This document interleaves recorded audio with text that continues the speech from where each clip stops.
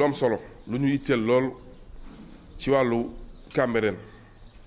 di alerter bu baax monsieur le président de la république maître monsieur Macky Sall sunu président de la république sunu kilifa di ko wax ay engagement yu ñu jëloon ci dëkk bi booba tey dara mënu du sumb ci loolu muy wàllu li ñu gën a am importance muy sunu dëkk bi ñu nekk muy dëkku Seydina Issa Rouhou Laye di dëkk gàddaayu Seydina Limaamu di dëkk bu ñu ñor lool man daal si li may wax mooy wàllu assainissement bi bu Cambérène ndax boo xoolee booba tey ñun assaini woon yëpp Sénégal seen assainissement pare na ba mu des Cambérène ñu boole ñu société boo xam te ni mooy SATAR boobu ba léegi nag amul benn avancement lu dul yàq suñu dëkk la SATAR def dem kenn xamul lan la jublu ci lii ñun nag jeunesse su Cambérène ñu ngi woo bu baax monsieur le président de la république ci taxawaayu dëkk bi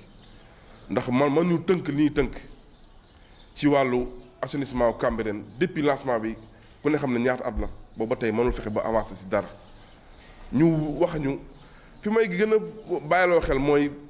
directeur ONAS mi engagé woon lii ànd ak ministre bi boobu ba tey nit ñi ñu ngi koy woo ñu ngi koy kii mais nangul faale kenn uyuwul kenn te ñun Cambérène lu nam duñu sàggan nag kenn duñu ko yàqal boo xoolee jeunesse Cambérène bu ñu demee fexe toog ak monsieur le préfet ak gouverneur ak ñi nga xam te ñoo fi nekkal président de la république mooy ku mel ni police ñëpp ñu toogandoo jëlee engagement ci Cambérène boo xoolee nawet bi mu ngi ñëw te nawet bii di ñëw ñun Cambérène saa bu ñëwee jëy day am ndax dee day am saa bu ñëwee mu rey nit bii mooy 3 ans 3 morts chaque année ñu amal Cambérène te ñëwoon nañ fi jëlee engagement ci dëkk bi commencé fi ay travaux dara àggu fi lépp loo xam te ne tey jii buñ toogee di ko waxtaane ñoom ñu jëlee engagement benn 1 mois lay doon après ku ne dem sa yoon te dëkk boo xam te ni dëkk bi dañ ci war a bàyyi xel ñoom tamit ñu jox ko cër bu baax seen engagement bu ñu ko dee def ñu gën koo bàyyi xel ndax li may wax nii jeunesse Cambérène la ku ñëw gisoon nga sunu mbokk bi sunu xarit Pa Assane mi si génn àdduna bi paas ci génn àdduna bu ñaaw ci bu metti quoi boo xoolee ni mu génn àdduna bu ko fekkee rek sa xol dina kii moo tax dëkk bi meloon ni dëj fi am ñëpp naan dañuy dee fekk ko parce que ni mu génn àdduna te li ñu ko teg mooy ONAS ak SATAR mi xam te ni saa bu leen joxee suñu liggéey ñu tàddal ko kon nag ñun ñu ngi wax monsieur le président de la république mu jug bàyyi xel Cambérène mu jug xoolaat ñim ñuy booleel ñun ak waa Cambérène ndax Cambérène sonn nañu leen alerté nag ci bii di ñëw muy nawet bii di ñëw nawet bii ñëw kat gis nga bu ñu dundaatee lii dina métti trop ci Sénégal ndax duñu dellu ginnaaw si ñuy def man ñu chaque nawet bu ñu ñëwee ñu ñàkk suñu doom boo xoolee miir Cambérène ni yenn taw bi dafa menace tey ndox bu ñëwaatee ñu xamal fu ñu jëm leneen mën na fi am kon nag ñun ñu ngi alerte bu baax monsieur le président de la république pour mu jug wax ñi mu àndal pour ñëw taxawul Cambérène soxla na loolu taxawaayam. Cambérène tey miin nañu sunu kanam yi nga xamante ni fu jafe-jafe amee ñooy génn wax ci turu dëkk bi ci turu ndaw ñi waaye ci turu xalifa général des Layènes benn message alerte la boo xamante ni dañ koy adressé ci entreprise bi nga xamante ni dañ naan moom mooy Ageroute ak ministre des transports bi nga xamante ni Mansour Faye moo fa nekk ak le président Macky Sall soo xoolee liggéeyu VDN bi nga xamante ni moo prolongé fii départ relais ak si ba Tivaouane Peulh liggéey la boo xamante ni depuis 2015 ba léegi lanu ko démarré mënul fexe ba àgg li tax mënul àgg engagement yoo xamante ni état dañu koy jël mais duñu ko respecté parfois man je me pose la question ni man état ñun nan la ñu jàppe wala ñun xëy na amaana dañoo dëkkul ci dëkk bi fekk dëkk bu mel ni lu Cambérène nga xamante ne mooy capitalu Seydina Limaamu alayhi salaatu wasalaam nga ñëw dëkk bu mel noonu nga war ko ormal mais da ngay gis ni ay sabotage moo fay am liggéey baa ngi ni yaakaar naa ni depuis le 15 septembre la démarré bi passé 2020 soo fa demee ni ouvrier ya fay liggéey matuñu sax 10 personnes ci projet boo xamante ni plus de 9 milliards la projet boo xamante ni da ngay yaakaar ne sax du chantier bi benn waaye ko moom te chantier état la chantier état la nga gis ni du projet bi soo demee amul benn sécurité entreprise bi lu ko neex lay def te am na ci loo xamante ni bëgguñu si àgg ak ñoom comme kilifa yi dafa am lu ñu ñaan mais nag dafa am fu nu mën a yem dañ bëgg nag état jël engagement am jël seeni responsabilité lii dañuy alerter rek plan A la nii am na fu ñu jëm ak yéen parce que xamante nañ bu baax Ibrahima Ndiaye bi nga xamante ni mooy directeur du AGEROUTE say engagement dee ko respecté musoo wax loo xamante ni yow da nga koy def am na benn comité bu fi nekk boo xamante ni chaque 2 mois dañu war di réunir mais projet bi taxee ba léegi comité bi musul réunir te propos yooyu yaa ko jëloon say engagement te nangu woo recevoir comité bi ba léegi mais au nom de quoi ñun ci dëkk bi lañ dëkk te danoo jël suñuy suuf joxe ko encore une fois ñu leeral ni Cambérène bañul du tali bi jaar fi mais ana mi mu fi war a jaare mais du projet boo xamante ni dafa impacté dëkk bi te amul benn retombée seen mesure d'accompagnement yi ngeen wax respecté wu leen ci dara mais tali bi dañ leen di leeral ni leen balaa ngeen koy inaugurer suñuy mesure d'accompagnement da nga leen koy jox loolu force la parce que négocié wuñu ko sax loolu il faut que mu leer beneen bi ci des entreprise bi liggéey bi démarré ba léegi musul jënd suuf mais pour lan muy jël suufu Cambérène bi di ko liggéeyee te vidéo yaa ngi fi fan yi ñu ngi ko doon partager sur réseaux sociaux yi donc loolu nag day arrêté parce que ñun duñ nangu ngeen ñëw saboter suñu dëkk parce que li fi ne rek dafa doy Cambérène danoo maar ci liggéey bi ñun dañ bëgg liggéey bi jeex benn yoon octobre ngeen wax ni dañ koy inaugurer te gis na ni fan yii seen employé yéen ngi leen di wàññi à cause de lan parce que autoroute à péage bi nee nañ il faut que ñu fay parce que fii bu commencé foofu dootul dox non loolu ñun duñ ko nangu duñ ko fi sax xaar liggéey bi day àgg ci force bu ngeen ko liggéeyal ñun ñu sumeeku liggéey ko loolu day leer donc am na loo xamante ni négociation yi dafa doy quoi dafa doy négociation yi te li ñuy wanaasu nii booba léegi non xoolal li jàll na dara du duggaat fii dara du jàllaat fii Cambérène li mu joxe rek dafa doy mais boo xoolee relais ba Tivaouane Peulh Cambérène rek ngeen ñëw yëkkati fa ay nit ngeen teg nu ay dof kon président Macky Sall jëlal say engagement xaw ma yaa ngi wax ak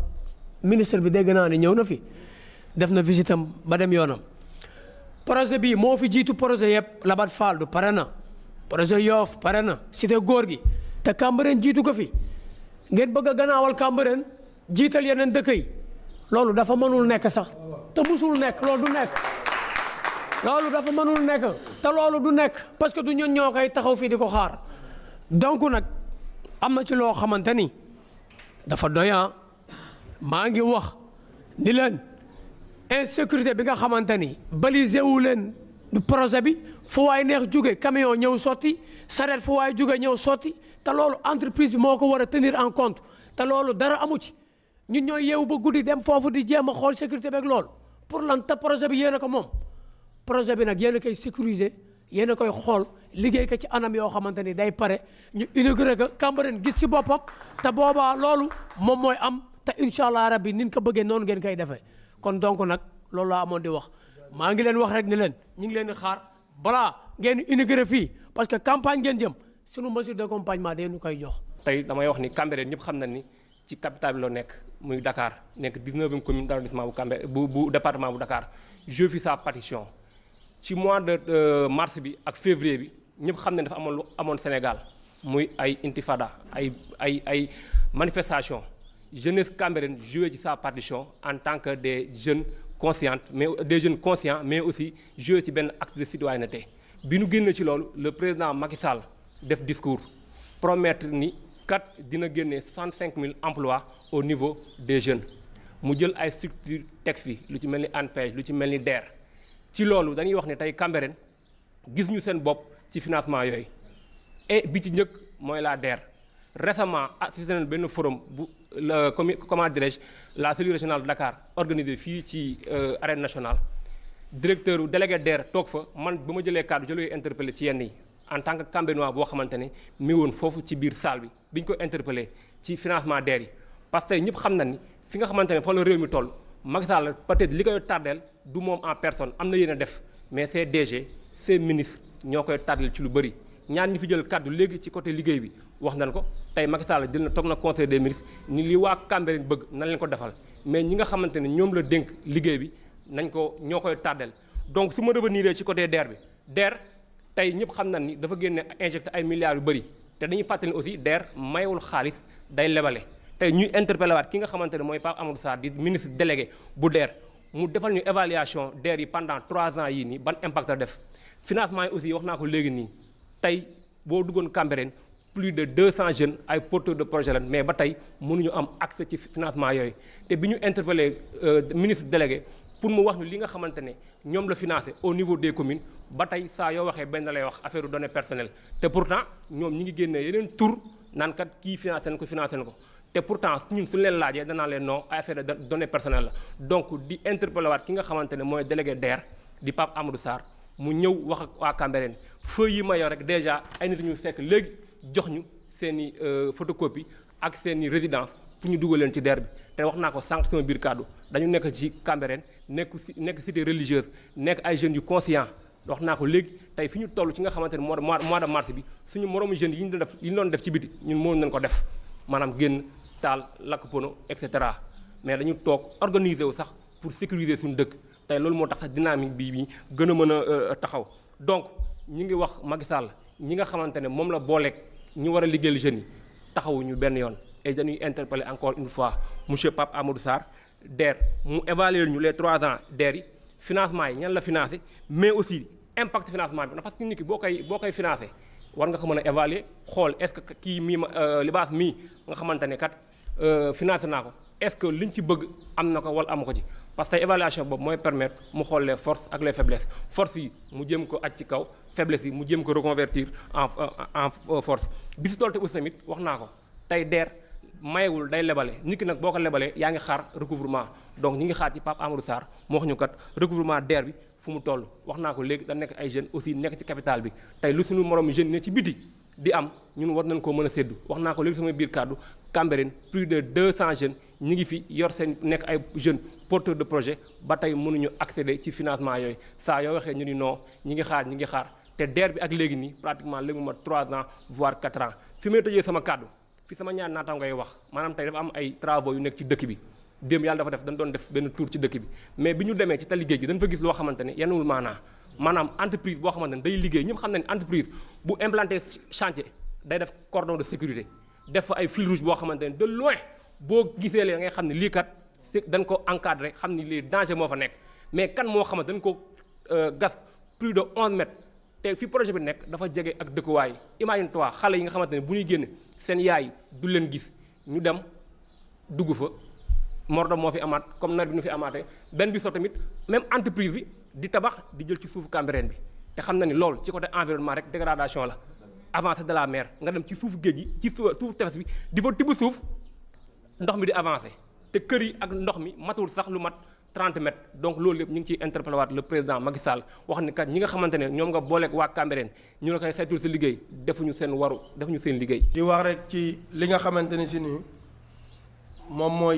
moo lëmbee jamono fan yi muy découpage administratif bi nga xamante ni si nii président daf ko bëgg a laalaat te mu impacté woon Cambérène depuis 1996 ñu toogoon pourquoi parce que acte 1 acte 2 acte 3 de la décentralisation bi mu ñëwee fekkoon na Cambérène à l'époque Seydina Issa alayhi salaam 1914 la jële woon acte fi nga xamante ni tey mooy cité Fadia la jële woon Cambérène indi ko fi mu nekk tey bi mu ko fa jëlee indi ko fi ndax épidémie bu mel ni comme coronavirus la woon parce que peste la woon bi ñu ñëwee fii ba dajale njaboot gi fii dafa sécuriser woon dëkk bi lépp nag di dox ba 1949 ci la génnoon àdduna moom Yàlla Issa bi ñu ñëwee ci jamono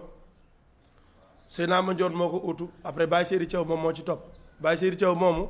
bi mu ñëwee moom moo jël 364 hectares mu may ko état du Sénégal à l'époque Léopold Sédar Senghor moom moo nekkoon président de la République tey ñuy doxaat mu joxaat ko golf bi àddina di dox ba Cambérène tàncu ñu toll ci tracé waat ci defaraat collectivité territoriale yi ñu gis barki démb Sangalkam coow li bëri fa lool te ñeme naa waat ni jafe-jafe yi Cambérène nekkee actuellement nii amul benn commune ci àdduna wala ci Sénégal bu ko nekkee pourquoi parce que ñun danoo joxe ba amatuñu fu nu nekk et loolu du jàmm te loolu état du Sénégal moom moo ci mën a dimbali Cambérène et li Libaas wax rek